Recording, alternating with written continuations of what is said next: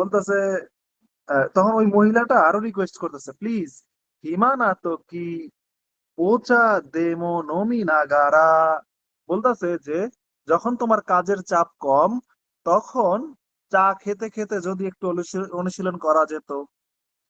তখন না, এই মানে কি না, সুচ্চ মো ওইশি মৌসুগু নিহঙ্গ নো শিখেন মো আরুষি। বলতেছে এই যে শিশির প্লেনসি এর ব্যবহার, যে আমার তো অনেক পরিমাণ কি আছে, সুচ্চ, সুচ্চ মানে কি, অফিস ভ্রমণ মানে বিজনেস ট্রিপ, হ্যাঁ, বিজনেস ট্রিপ।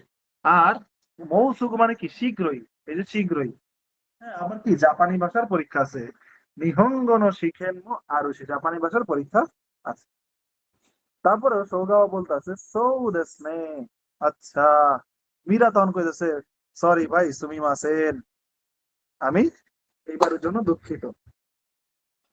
আচ্ছা, এটা গেল আমাদের কাইওয়া অনুবাদ মানে কথোপকথন। এবার আসো এই অধ্যায়েরই দোক্কাই